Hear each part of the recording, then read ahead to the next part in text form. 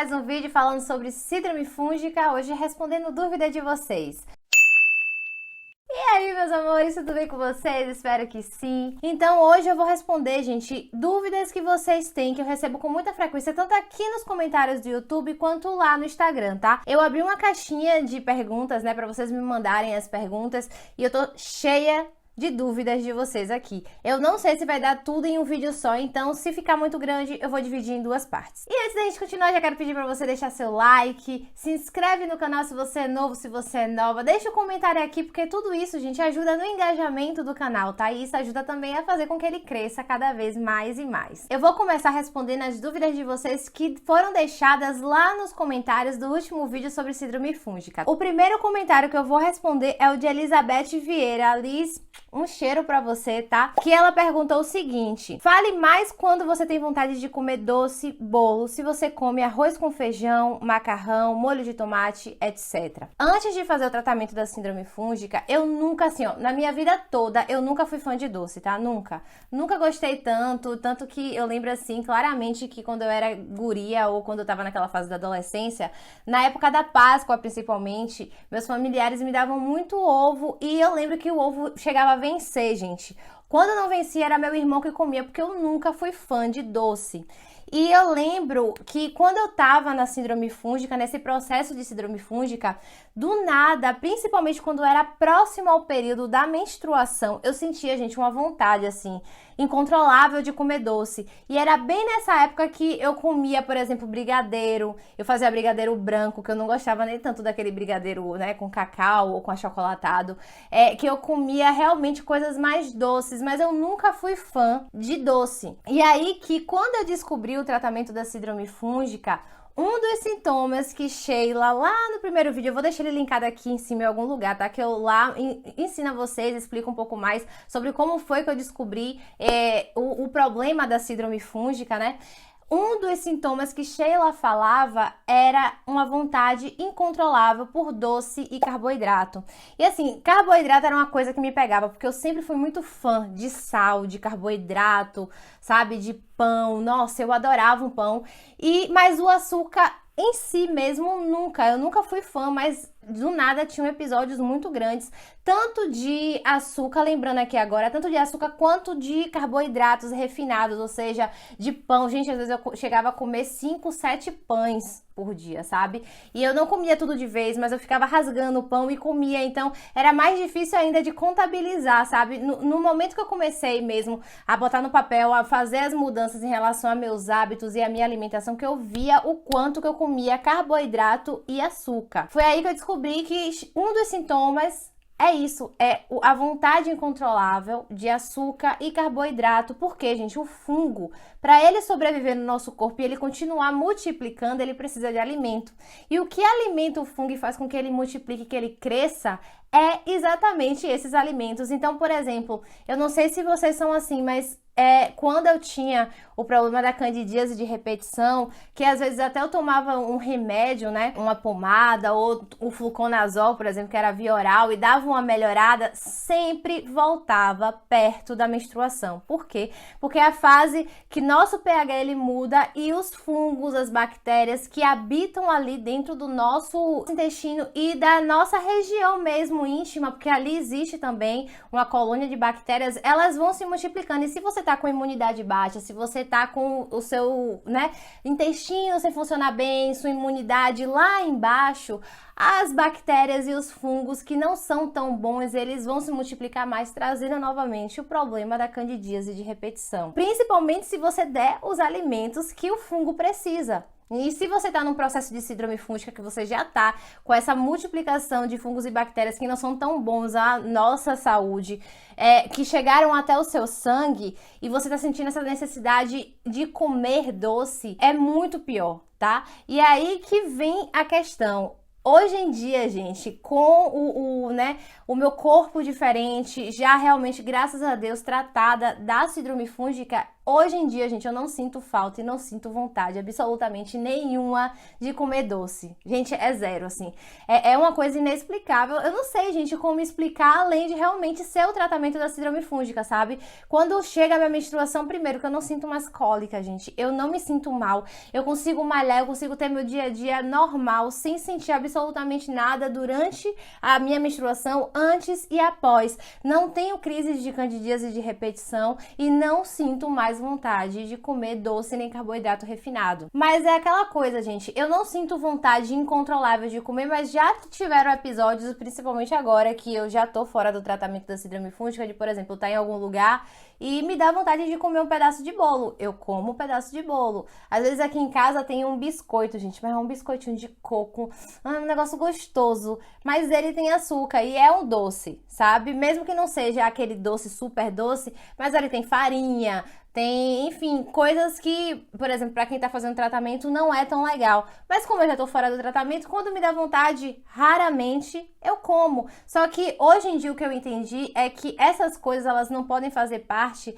da minha vida como uma rotina, sabe? Como uma regra dentro da minha dieta. Então eu como esse tipo de coisa de vez em nunca, sabe? Quando, eu tô aqui, me dá vontade de comer, eu vou comer um pouquinho, sabe? Então, muito mais do que o tratamento hoje em dia, eu consegui compreender a minha relação com a comida e eu consigo controlar.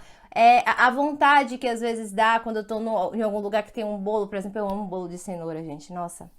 Bolo de cenoura com aquela caldazinha feita de açúcar, sabe? Eu amo. Então aqui em casa, quando rola, às vezes eu como um pedaço, sabe? E não me sinto mal por isso. Vida segue, sabe?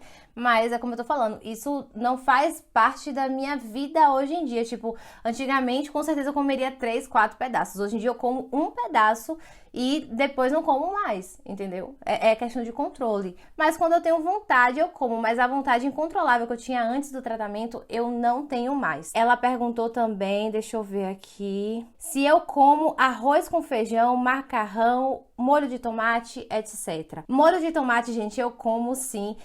Aqui em casa, minha mãe cozinha muito bem. Inclusive, em breve a gente vai ter uma surpresa, porque minha mãe vai participar de algumas coisas aqui no canal, tá? E ela faz molho de tomate. O molho de tomate que a gente come aqui é o caseiro, tá? Eu não consumo aquele molho de tomate industrializado. Minha mãe sabe fazer, ela me ensinou, eu aprendi a fazer. Inclusive, eu já mostrei lá no Instagram como é que se faz esse molho de tomate caseiro que eu como aqui em casa, tá? Acho que nos destaques de alimentação, tá? E o molho de tomate que a gente faz aqui em casa, a gente não usa açúcar, porque a gente substituiu o açúcar pela cenoura para dar aquele docinho, né, para tirar a acidez do tomate. Então a gente usa a cenoura e funciona super bem. Em relação a feijão, também consumo feijão, assim como qualquer outro grão, por exemplo, grão de bico, ervilha, lentilha, feijão branco, feijão preto, feijão carioquinha. Eu consumo todo tipo de feijão e de grão, tá? A única coisa que eu adotei pra mim do tratamento da síndrome fúngica de Sheila eu sempre deixo os grãos 12 horas de molho antes de fazer eles, tá? De cozinhar. E eu prefiro comer esses grãos sem a proteína animal. Quando eu vou comer os grãos, eu faço um prato só com os grãos como prato principal, e aí trago salada, trago fruta, trago tomatinho, cebola, entendeu? Abacate, que eu gosto muito de colocar no meu prato. Então hoje em dia a minha alimentação tem sido assim, mas eu consumo sim, sem problema nenhum. Em relação ao arroz, hoje em dia, gente, eu não consumo mais arroz, tá? Não é que o arroz seja um problema. Durante o tratamento da síndrome fúngica, como eu falei lá no vídeo, que eu vou deixar linkado aqui em cima em algum lugar, tá? Eu falo que o arroz é um dos alimentos que não pode consumir durante o tratamento da síndrome fúngica, porque ele tem um potencial muito alto de contaminação por fungo. Você tá tendo todo o cuidado para não se contaminar novamente com o fungo, e aí você acaba comendo um alimento como o arroz, que tem um potencial muito alto de contaminação, e aí você vai recontaminar seu corpo. Desde o tratamento, eu consumia só arroz integral em uma quantidade, eu gostava muito do arroz integral, não consumia mais o arroz branco, mas depois do tratamento da síndrome fúngica, eu realmente decidi cortar o arroz, porque eu não sinto falta, gente. Nada mais do que simplesmente eu não sentir falta, mas o arroz é um alimento, sim, muito bom. Karine Rodrigues fez uma pergunta que a gente vai responder agora, tá? Luísa, você fez o método da NutriSheila? Quanto pagou? Obrigado pelo vídeo, eu guardei muito por ele. De nada, cara. Um cheiro pra você. Eu fiz, gente, o método através do e-book, tá? Que hoje em dia já não está mais disponível. Quando eu descobri que eu tinha síndrome fúngica através do conteúdo de Sheila, ela estava vendendo tanto o método quanto o e-book. O e-book era bem mais em conta do que o método completo, tá?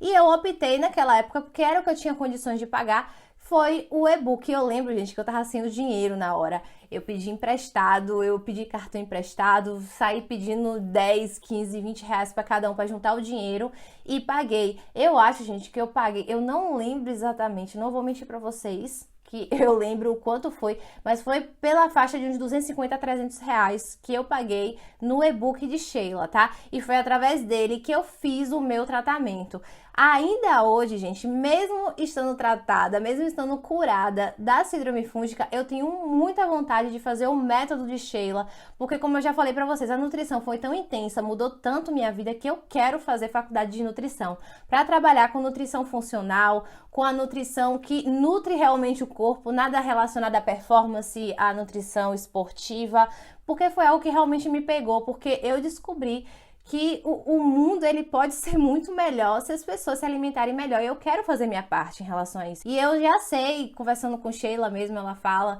que o método ele é mais completo, então traz informações que o e-book não tem. O e-book é como se fosse um método de forma sintetizada, mais objetivo, sabe? Mas aí também tem aquela questão de, por exemplo, eu não tive alguns problemas que são um pouco mais graves, sabe? Hipotireoidismo, esse tipo de coisa. Graças a Deus, meu corpo não apresentou esses sintomas.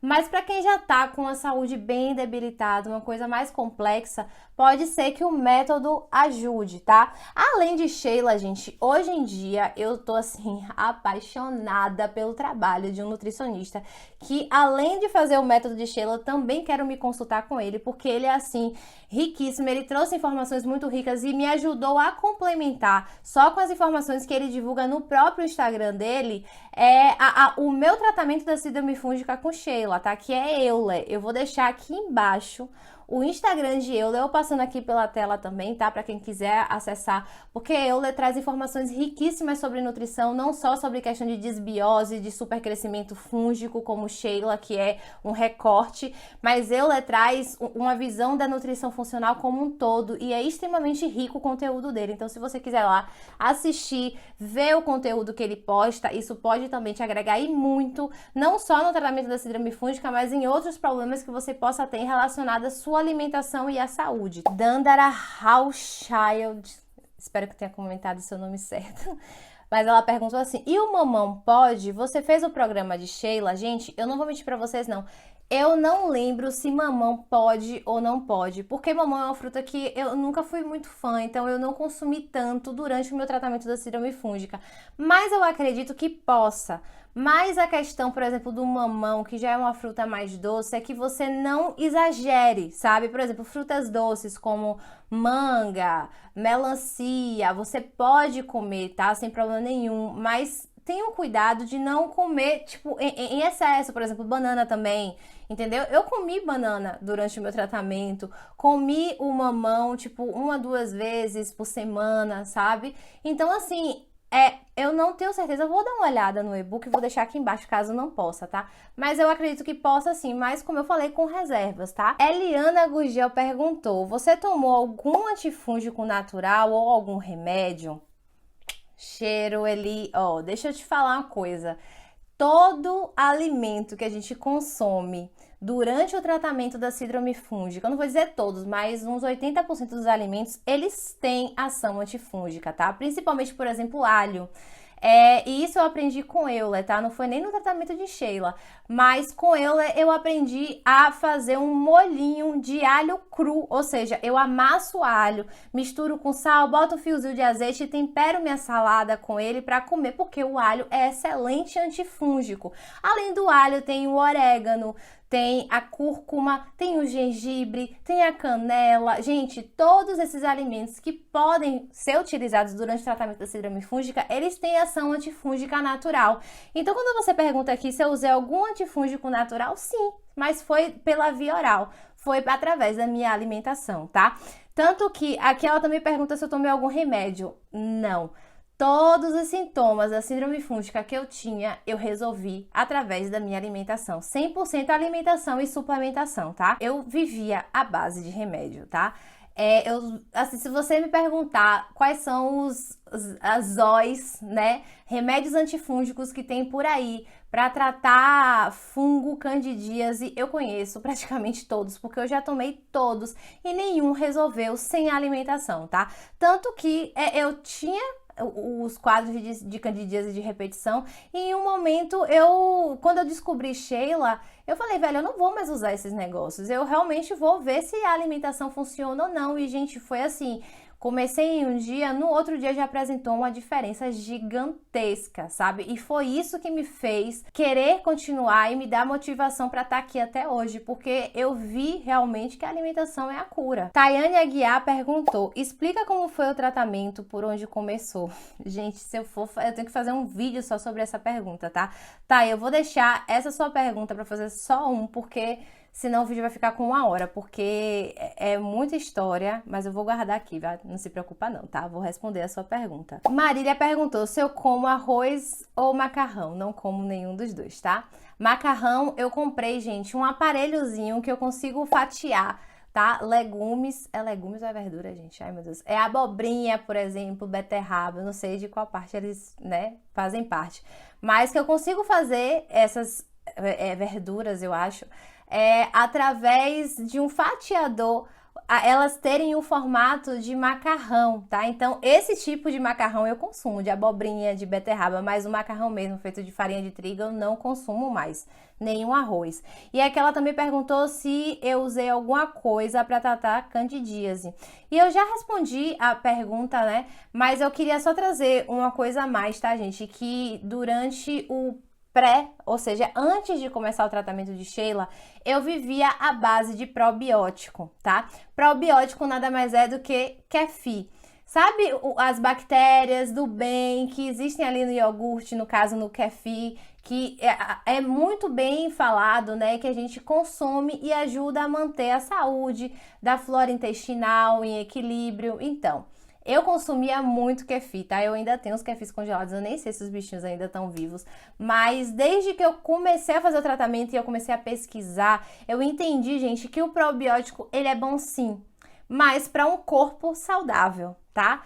Para uma pessoa que está em processo, por exemplo, de desbiose, de supercrescimento fúngico como eu estava, o probiótico ele não ia fazer muita coisa, porque o probiótico ele ia passar pelo meu corpo, mas ele não ia permanecer ali. Ele ia simplesmente trazer um alívio imediato, mas não ia tratar o meu problema, porque o que o meu corpo precisava não eram as bactérias propriamente ditas, porque as bactérias elas já existem no meu organismo, só que com o processo de desbiose, que quer dizer desequilíbrio, as bactérias boas elas não estão tão multiplicadas quanto deveriam e as ruins estão super multiplicadas. Então, o que eu precisava fazer é dar alimento que essas bactérias boas precisam para se multiplicar e para se fortalecer, enfraquecendo assim as bactérias que não são tão boas. E foi aí que eu descobri o poder dos alimentos pré-bióticos, que são esses alimentos que são ricos em nutrientes, em alimentos que essas bactérias boas precisam para se multiplicar dentro do meu organismo.